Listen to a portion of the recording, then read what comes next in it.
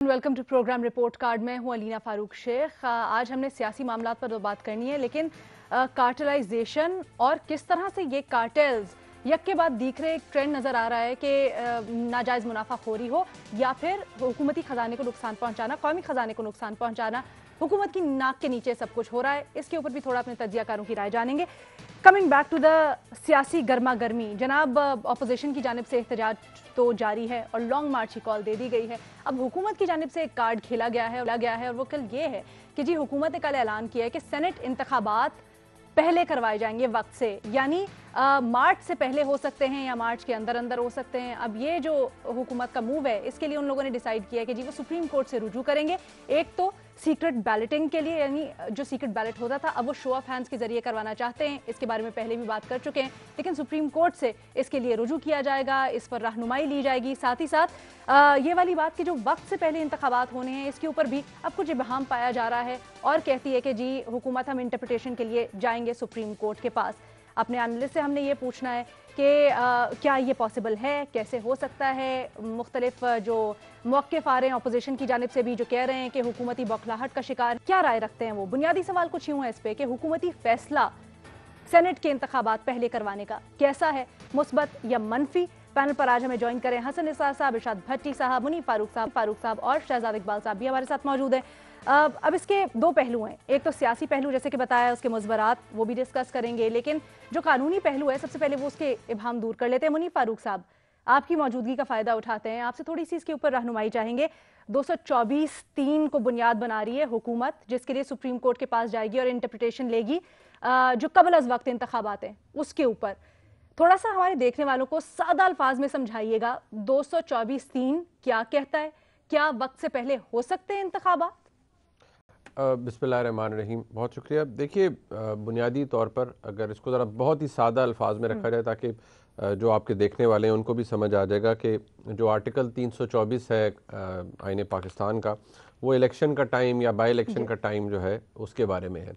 ये कल भी मैंने अर्ज़ किया था, मैं आज भी कहूँगा कि वैसे जो इस्तेकाक है इलेक्शन शेड्यूल इशू करने का, वो इलेक्शन कमीशन ऑफ पाकिस्तान के पास है।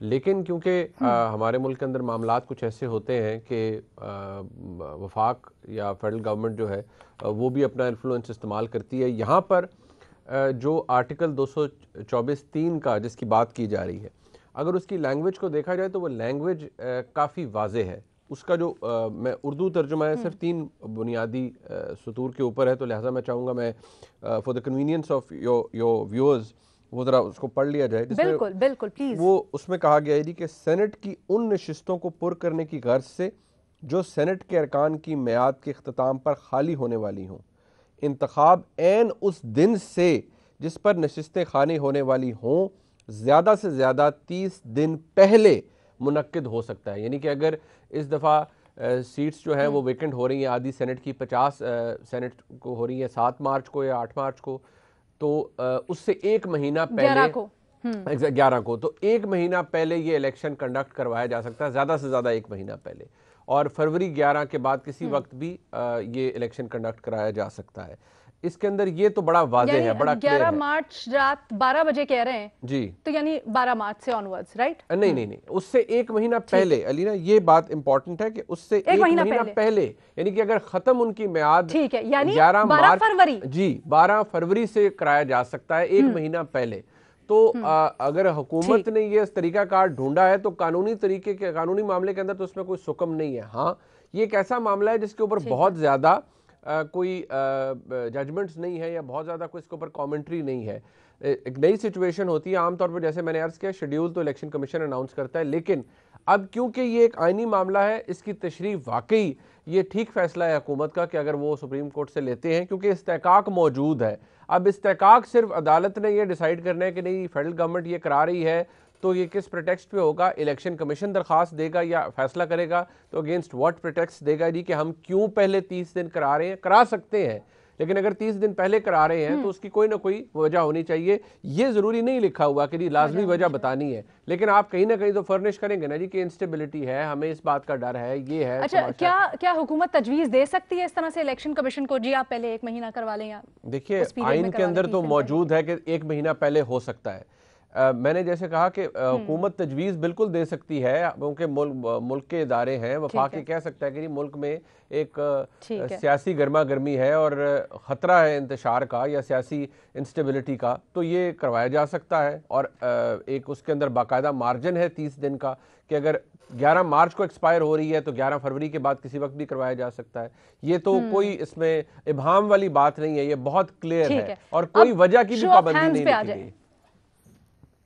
ठीक है, वजह की भी पाबंदी नहीं है। अब शो ऑफ हैंड्स का मुनीब जरा हमें क्लियर कर दे।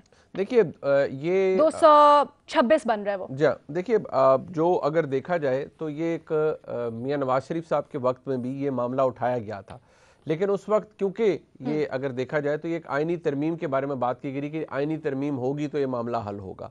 अब क्योंकि इस वक्त इतनी ज़्यादा बड़ी वॉलेटाइल सी सियासी सिचुएशन है, कोई कंसेंसस तो हो नहीं सकता। साथ वो ये समझते हैं कि जी ये जो सीक्रेट बैलेट है ये आइन के अंदर लिखा गया है और इसके पीछे एक लॉजिक है, एक रीजनिंग है, और इसको शो ऑफ हैंड से करना जो है वो उसके भी इम्प्लीकेशंस हो सकते हैं, जो कि ऑपोजिशन के पास एक केस मौजूद है कि जी इसके क्या क्या मुज़म्मरात हो सकते हैं, क्या क्या इम्प्लीकेशंस हो सकती हैं।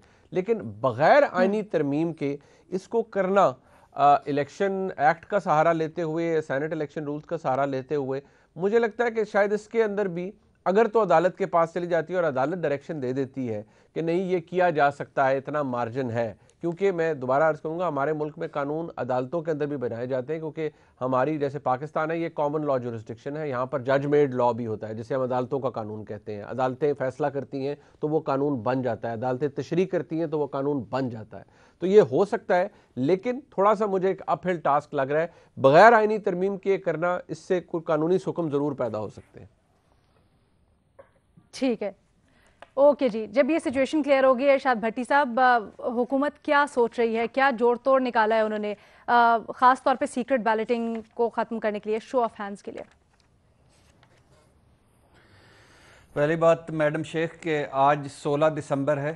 आज का दिन हमेशा याद रखने वाला दिन है और सीखने वाला दिन है। आज हमारा मुल्क टूट गया था और हमने आधा मुल्क गंवा दिया था, मगर कोई ये सबसे दुख की बात यह है कि किसी ने कुछ नहीं सीखा, सब वैसे के वैसे ही हैं।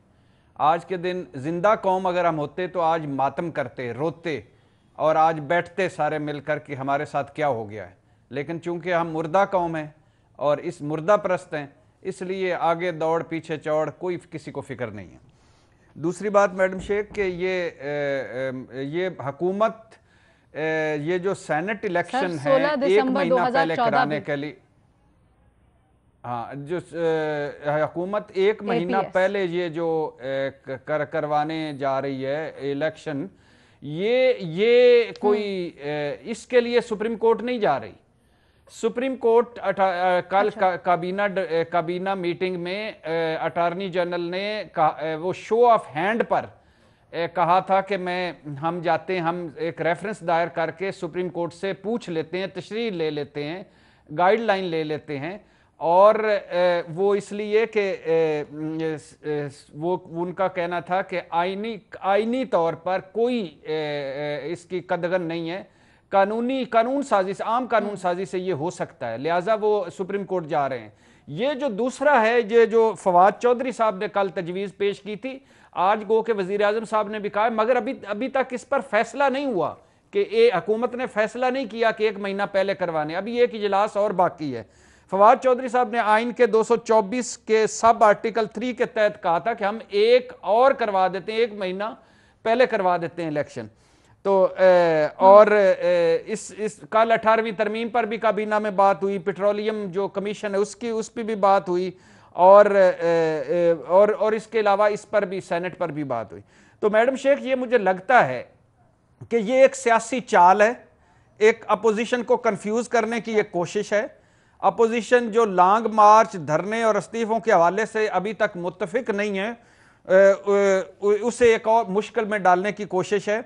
और अचानक ये ऐसे ही है मैडम शेख के जैसे आपका इम्तिहान 3 महीने बाद हो और अचानक कह दिया जाए कि 2 महीने बाद है, तो वो सूरत हाल है। और जैसे कबूतरों के डरबे में बिल्ली छोड़ दी जाए तो जो सूरत हाल होती है वो वाली सूरत हाल है। अब बात यह मैडम शेख के असल में बात यह है कि ये अभी हुकूमत नहीं फैसला करे, हुकूमत जाएगी। अगर हुकूमत ने आज या कल के इजलास में फैसले पे पहुंच गई तो ये इलेक्शन कमीशन में जाएगी और इलेक्शन कमीशन फिर आगे डिसाइड करेगा कि ये 1 महीना पहले करवाने चाहिए कि नहीं करवाने चाहिए। और दूसरी बात मैडम शेख के फर्ज कर लें ये फैसला हो जाता है फरवरी में इलेक्शन का, तो इसमें अपोजिशन को क्या तंगी, क्या है तकलीफ, क्या है बुखलाहट, क्या है? अपोजिशन ने 2 काम करने हैं सेनेट इलेक्शन से पहले, एक लॉन्ग मार्च और धरना और दूसरे इस्तीफा। और अपोजिशन कह रही है कि हमारे पास अंबार लगे पड़े हैं इस्तीफे के, घर में जगह नहीं बची, हमारे घरों में इतने इस्तीफे आ गए हैं। और 1947 से अब तक के जितने फौत हो गए लोग, उन्होंने भी इस्तीफे देना शुरू कर दिए हैं।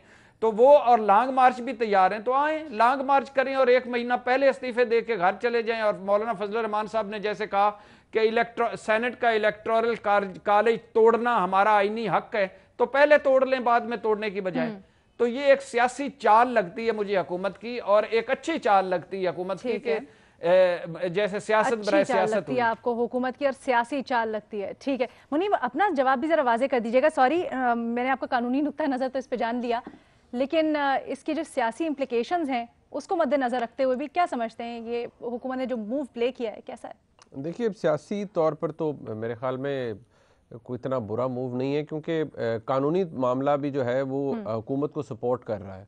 हाँ, जो चीज़ प्लान की होगी अपोजिशन ने, उनके लिए थोड़ा सा डिस्टर्बिंग ये ज़रूर हो सकता है, क्योंकि उन्होंने कहा कि नहीं हमने अभी डिसाइड करना है पहले हफ्ते में फरवरी के कि हमने लॉन्ग मार्च कब करनी है, उसके हवाले से हो सकता है। लेकिन ये इतनी फ्लूइड सिचुएशन है, अब बड़ी डिसेप्टिव है अपोजिशन भी कि वो को क्लियर नहीं बता रही कि उन्होंने करना क्या है, लेकिन हुकूमत के पास अच्छा खासा मार्जिन है इसके ऊपर कि ये करा सकते हैं। और जैसे मैंने पहले अर्ज किया कि गवर्नमेंट डायरेक्ट नहीं कर सकती, इलेक्शन कमीशन को अप्लाई कर सकती है कि जी हम ये चाह रहे हैं, उसकी रीजनिंग ये है, सजेस्ट कर सकती है, लेकिन उनको डायरेक्शन नहीं दे सकती है। ठीक है जी, हसन निसार साहब। अलीना, मुनीब साहब और भट्टी साहब के जवाबात के बाद I don't think I have anything to add. आगे चलो आप। शहजाद इकबाल साहब। मेरे ख्याल से ये एक मास्टर स्ट्रोक तजवीज है जो कि फवाद चौधरी साहब ने दी है, क्योंकि इस वक्त बात ये हो रही थी कि अगर ऑपोजिशन धरना करती है, लॉन्ग मार्च करती है, इस्तीफे दे दिए, तो फिर हुकूमत के पास क्या होगा? कौन से ऐसे पत्ते खेल सकती है हुकूमत? इंतजामी तौर पे रोकने की कोशिश करेगी या कोई और स्ट्रेटजी है? और ये सवालात हमने बहुत सारे लोगों से किए, किसी के पास जवाब था नहीं। तो फवाद चौधरी साहब ने कल काबीना में ये जो तजवीज दी है, मेरे ख्याल से हुकूमती पॉइंट ऑफ व्यू से एक मास्टर स्ट्रोक है। अगर वो कहते हैं कि 1 फ़रवरी को हम लॉन्ग मार्च का ऐलान करेंगे, फिर इस्तीफे देंगे, तो इस तजवीज से तो ऐसा लगता है कि ऑपोजिशन को उन्होंने चेक कर दिया है, चेकमेट तो नहीं है लेकिन चेक जरूर कर दिया है कि अब वो क्या करेंगे यहां से। अगर अर्ली इलेक्शंस हो जाते हैं 30 दिन, तो फिर जो ऑपोजिशन का टारगेट है कि इमरान खान को तो गिराना है, हुकूमत को गिराना है, लेकिन वो गिराना सेनेट इलेक्शन से पहले है। तो उसमें मुझे लग रहा है कि कल ऑपोजिशन जो है सर जोड़ के बैठी होगी, और अब आइंदा भी बैठेंगे कि अगर हुकूमत ये करने में कामयाब हो जाती है तो फिर हमने क्या करना है। हमने तो ऑलरेडी डेट दे दी है कि हम अपनी डेट को आगे करेंगे। तो मेरे ख्याल से बड़ा मास्टर स्ट्रोक है। और फवाद चौधरी साहब मेरे ख्याल से अगर सही मायनों में मेरिट होती तो साइंस एंड टेक्नोलॉजी मिनिस्ट्री, जो कि यकीनन एक इंपॉर्टेंट जरूर होगी, लेकिन इससे बेहतर मिनिस्ट्री उनको दी जाती अगर फैसले मेरिट पे किए जा रहे होते हैं। पॉलिटिकल एनिमल है, सियासत को अच्छे तरीके से जानते हैं, लॉयर है, यानी कि पढ़े लिखे हैं। सबसे इंपॉर्टेंट बात प्रोग्रेसिव सोच है उनकी, बड़े ख्यालात उनके प्रोग्रेसिव है, आउटस्पोकन है। जब तर्जुमानी का वक्त आता है पार्टी के तो खुल के करते हैं। लेकिन जो बात मेरे ख्याल से पार्टी को खलती है या पार्टी की लीडरशिप को तंग करती है, वो ये है कि अक्सर वो गलत को गलत और सही को सही भी कह देते हैं, और जरूरी नहीं है कि पार्टी पॉलिसी के साथ वो चलते हो। उनका नुक्ता नजर पब्लिकली अक्सर पार्टी पॉलिसी के बरक्स भी होता है। मेरे ख्याल से यही वजह है जो कि मेरिट के रुकावट में आ जाती है, और इसीलिए शायद उनको एक आप कह सकते हैं कि साइंस एंड टेक्नोलॉजी पर लगा दिया। वरना मेरे ख्याल से इससे बड़े अहम डिविजन हैं जो कि उनको मिलने चाहिए थे अगर फैसले मेरिट पे होते। तो ये आप भी देखें ना, एक पहलू आपने बड़ी अच्छी तरह से बयान किया। एक सेकंड हौसला रखें। बड़े बड़े सियासी लोग बैठे हुए हैं, कुरैशी साहब हैं, परवेज खटक साहब हैं, शफकत महमूद साहब हैं, सारे जहन वहां पर बैठे हुए, किसी के तरफ से ये तजवीज नहीं आई। लॉ मिनिस्टर बैठे हुए हैं फरूक नसीम साहब, शहजाद अकबर साहब बैठे हुए हैं, अटॉर्नी जनरल थे कल वहां पर, ये तजवीज किसी ने नहीं दी। तो मेरे ख्याल से अगर हुकूमती पॉइंट ऑफ व्यू से बात की जाए तो बड़ा अच्छा एक उन्होंने सोच के निकाला। अभी होता है या नहीं होता मैं इसकी बात नहीं कर रहा, मैं हुकूमती पॉइंट ऑफ व्यू से बात कर रहा हूं कि अगर हुकूमती हिकमत अमली के हिसाब से देखें तो वो मुझे लगता है कि एक मास्टर स्ट्रोक है और जो कि यकीनन परेशान करेगा ऑपोजिशन को। जो दूसरा वाला मामला है शो ऑफ हैंड्स वाला, ओपन बैलेट होना चाहिए, मेरे ख्याल से हम एक अरसे से कह रहे हैं। जो इसके खिलाफ है इसका मतलब वो चाहते हैं कि हॉर्स ट्रेडिंग हो, पैसा चले, बाजार गर्म हो, खासतौर पे जहां पे कम आपको एमपीएस चाहिए होते हैं सेनेटर बनने के लिए, यानी कि बलूचिस्तान में, कुछ हद तक केपी में, वहां पे ये ज्यादा मसला होता है। इसीलिए जरूरी है शो ऑफ हैंड हो। और शो ऑफ हैंड का मतलब ये नहीं है कि नॉमिनेशन हो जाएगी। अक्सर लोग कह रहे हैं ना फिर तो ये नॉमिनेशन हो गया, इलेक्शन तो रहा नहीं, तब भी ये इलेक्शन होगा। एमपीए को जुर्रत करनी चाहिए और पार्टी लीडरशिप को डिफाई करना चाहिए कि मैं ये वोट किसी और को दे रहा हूं, अपनी जमात को नहीं दे रहा हूं। ये ऑप्शन उसके पास होगा, लेकिन उस वक्त उसको पब्लिकली आके ये करना पड़ेगा, पार्टी लीडरशिप को बता के करना पड़ेगा। ये ऑप्शन होगा उसके पास उस वक्त भी कि वो अपनी पार्टी के सेनेटर को वोट ना दे, किसी और को वोट दे। लेकिन उस वक्त क्या है, एक तो उसको दिखा के करना पड़ेगा, यानी कि 2 नंबरी नहीं कर सकता, और पीछे से वो पैसे नहीं पकड़ सकता ये करने के लिए। पार्टी लीडरशिप को बता के करना पड़ेगा कि मैं फलां पार्टी से हूं लेकिन मैं वोट किसी और को दे रहा हूं। तो वो सिलेक्शन नहीं होगी, वो उस वक्त भी इलेक्शन होगा, बट एक ट्रांसपेरेंट और एक फेयर इलेक्शन होगा। शहजाद ये बिल्कुल सही आप कह रहे हैं, लेकिन होना या नहीं होना के ऊपर तो अब डिबेट नहीं है ना, इससे आगे निकल चुकी है। अब तो ये है कि हुकूमत चाहती है शो ऑफ हैंड से हो, और उसके लिए आइदर कॉन्स्टिट्यूशन में एक चीज है जो बड़ी वाज़ेह लिखी है, उसके लिए तरमीम चाहिए। क्या वो आप पार्लियामेंट से करवा रहे हैं या आप कैसे करवा रहे हैं, अब तो बहस यहाँ पर पहुंच गई है ना। जी बिल्कुल यहाँ पर है, लेकिन ये हमें देखना है ना कि इसमें ऑपोजिशन का क्या पॉइंट ऑफ व्यू आता है, क्योंकि पहले भी कई मरतबा बात हुई, किसी और पार्टी ने इस पे जो है वो पहल नहीं की है या कोशिश नहीं की है कि इसको रियलिस्टिकली करवाने की कोशिश करें। अगर अमेंडमेंट भी चाहिए आइन में तो नून लीग बड़े आराम से करवा सकती थी, उस वक्त नहीं करवाई गई थी। और अब तो खैर बहस ये अच्छा किया है कि तजवीज़ के लिए सुप्रीम कोर्ट के पास मामला भेज दिया है कि क्या इसमें वाकई आइनी तरमीम की जरूरत है, या जो इलेक्शन एक्ट 2017 है उसमें तरमीम की जा सकती है। जल्दी से बता दीजिए शहजाद, और फिर भी सियासी पॉइंट ऑफ व्यू से। ठीक है शहजाद, एक चीज बता दीजिए जरा सियासी पॉइंट ऑफ व्यू से। ये कहा तो जा रहा है कि ठीक है मास्टर स्ट्रोक है हुकूमत का, लेकिन अगर इलेक्शन कमीशन गो अहेड दे देती है इस तजवीज को और हो जाते हैं, तो क्या हुकूमत के लिए और इलेक्शन कमीशन के लिए आसान होगा इतनी जल्दी इलेक्शंस करवाना? Senate elections?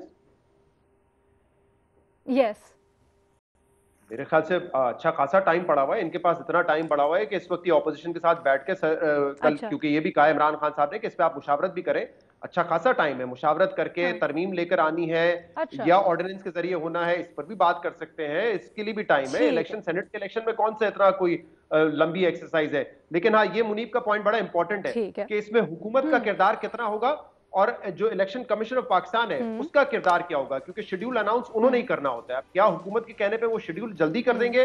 कोई ऐसा रीजन पेश कर सके कि हुकूमत, ये इंपॉर्टेंट पहलू है कि ये किसके हाथ में है फैसला।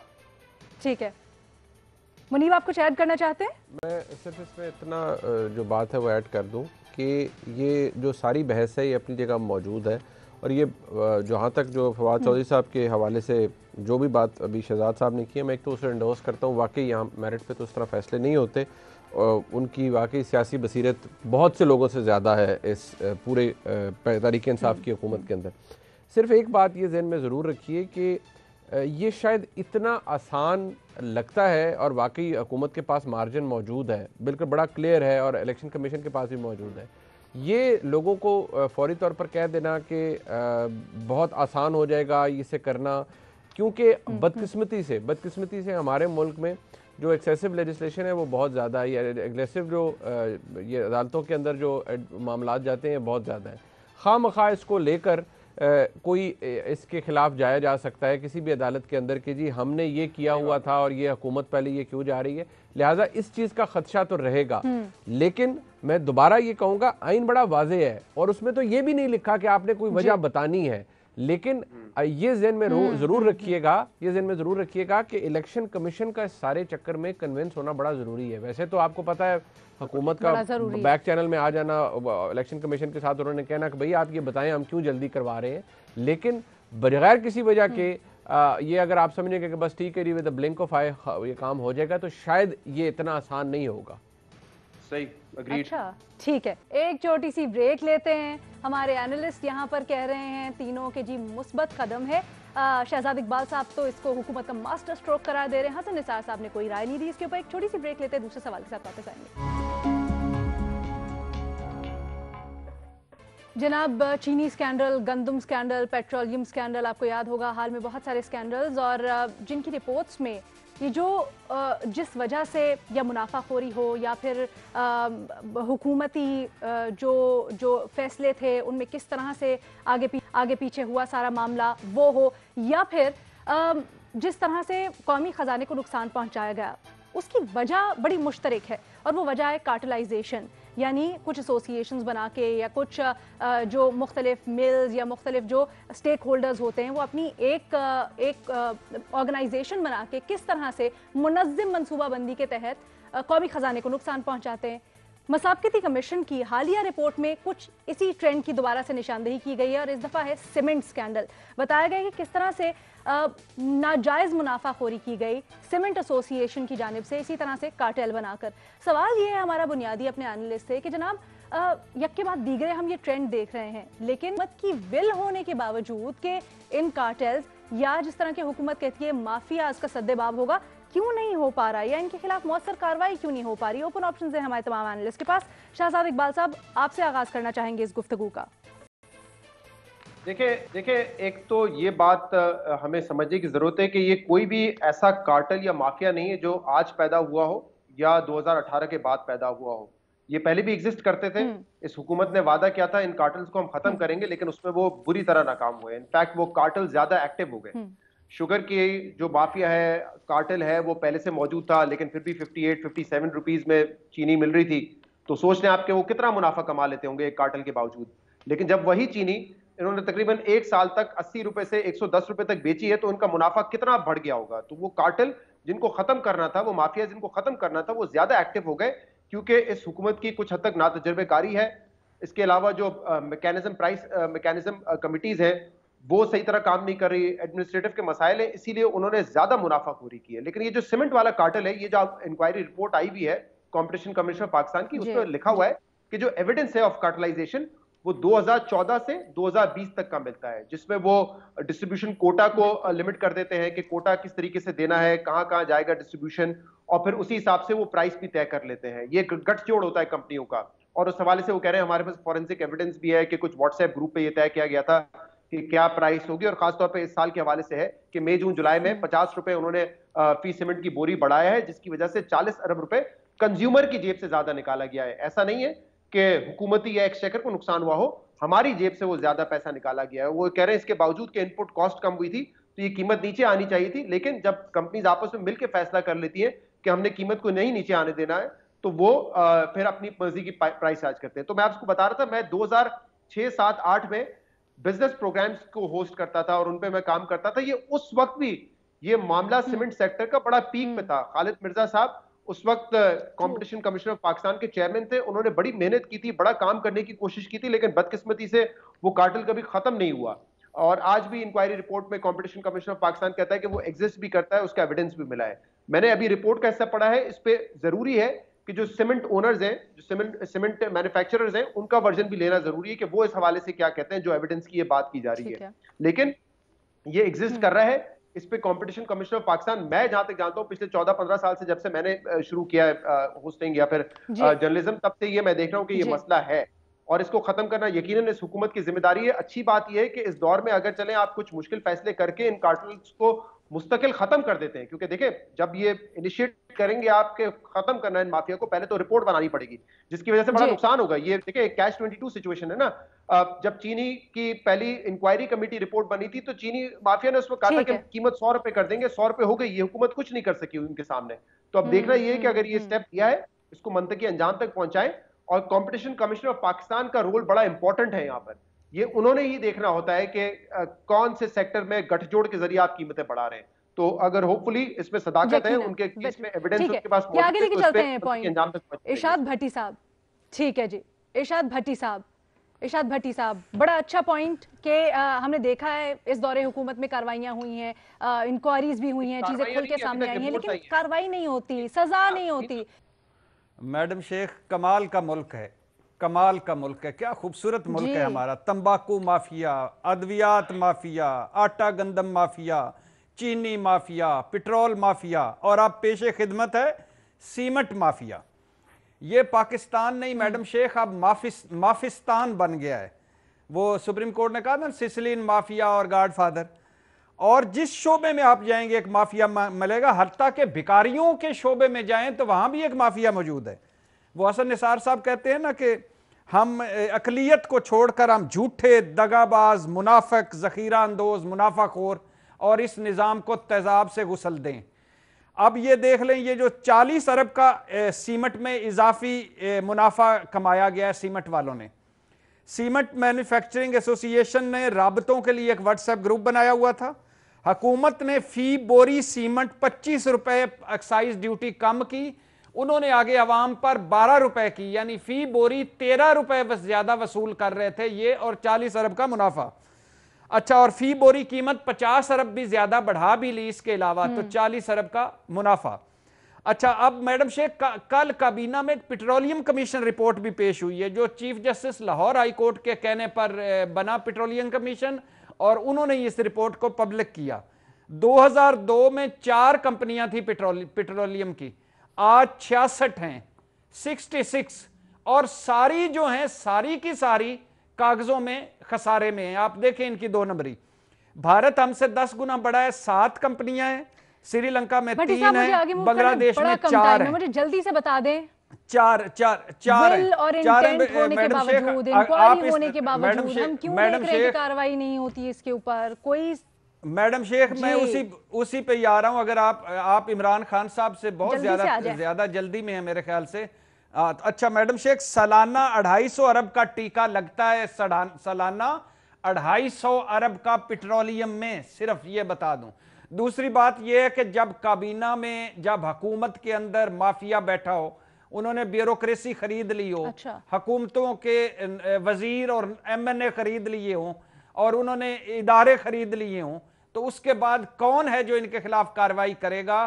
और रिपोर्ट पब्लिक करने के बाद, कार्रवाई करने के बाद कौन सी कार्रवाई है जो मंतकी अंजाम तक पहुंचेगी? तो माफिया हर हुकूमत में खुद बैठे हुए हैं, खुद बैठे हैं। ठीक है जी, एक छोटी सी ब्रेक लेते हैं, उसके बाद ये जो भट्टी साहब ने राय इसके ऊपर भी तज्जिया करवाएंगे। Take a very short break. जनाब, एक और कार्टेल, सीमेंट कार्टेल के बारे में मुसाफकती कमीशन की रिपोर्ट आई है। इसी के बारे में हम अपने एनालिस्ट से जान रहे हैं कि इंक्वायरीज होने के बावजूद कार्रवाई क्यों नहीं हो पाती मौसर तरीके से। हसन निसार साहब। अलीना, एक बहुत ही बुनियादी तरीन बात है जो ध्यान में रखें ताकि आपको सवाल बनाते वक्त आसानी रहे और आपकी सेहत को भी अफाका हो।